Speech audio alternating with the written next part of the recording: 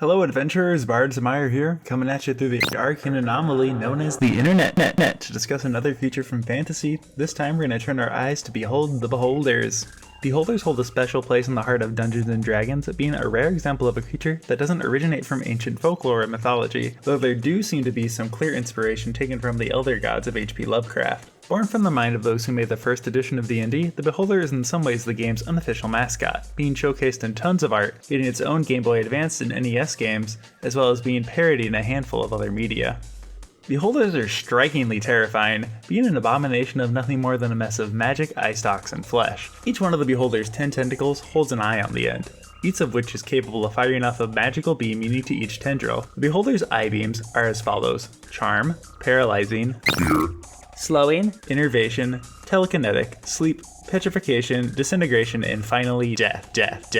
Of course, let's not forget the Beholder's large central eye, which produces an anti-magic cone that the Beholder can turn on and off. Interestingly enough, this anti-magic cone also negates the Beholder's own eye beams, giving some interesting strategy to a Beholder fight. Outside of its vast array of power, the Beholder holds a powerful brain behind its single eye. Notorious schemers, they are puppet masters, pulling strings and moving events forward. All of this in the name of proving its superiority over every other living creature. We will continue discussing this later on, but Beholders are smart as hell, and I couldn't continue without mentioning that. This collection of brains and firepower makes the Beholder quite the challenge to any group of adventurers at any point in their quest. Though lucky for you, it's nearly impossible to fall into the gaze of a Beholder by surprise out in the world, as Beholders rarely leave the safety of its own underground lair. Beholders live alone, unless they keep slaves, which many do, in their own self-constructed underground labyrinths, created by their disintegration beams. Since Beholders can fly and float, they prefer to build their lairs in a more vertical fashion, making them very difficult to traverse for normal humanoids.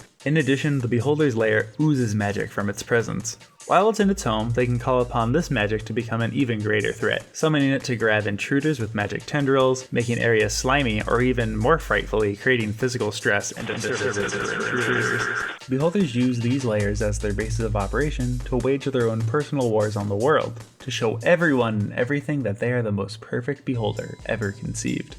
A Beholder's judgment of its own value and any other creature's value is based on the number and worth of its possessions, as well as its own physical appearance. If a Beholder's personality can be described in one word, it's xenophobic. They hate anything that isn't a Beholder, but the only thing worse than a non-Beholder is another Beholder claiming to be the perfection of its species, which they all do. For this reason, Beholders are often in heated wars with each other. This is where a Beholder puts those charm rays and its vast powers to use to recruit and manipulate other living creatures to assist them. They use their gangs of followers, cultists, or slaves to wage war against one another, and anyone who stands in their way, with end results being anything from taking over a whole city to the collection of treasure and beyond. Think of Beholders as arrogant and egotistical gang leaders, that classic, James Bondy villain toying with the hero, laughing and explaining their plan right before he uses a laser to cut the hero in half. Due to the vast popularity of Beholders and how long D&D has been around, there is a huge variety of them. They can live almost anywhere that any living creature can. They're actually really similar to gargoyles that I covered here on this channel before. We can literally find them anywhere. So a city, a lava field, underwater, almost anywhere you can imagine you could potentially find a gargoyle. Now, I won't talk about all of them here today, but I will mention the two most iconic that were brought up the most during my research. If you're interested in learning about the rest of them, I'll leave links to my references in the description.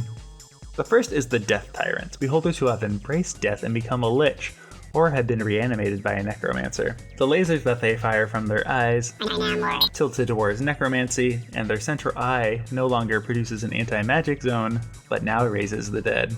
Then of course we have Hive Mothers and Overseers, the second and most deadly Beholders respectively. Hulking in size, they possess even stronger magical powers, capable of controlling whole cities of humanoids, or even communities of other Beholders. They're near godlike in wielding devastating powers. I think that's more than enough to give you a solid understanding of the basics of a Beholder.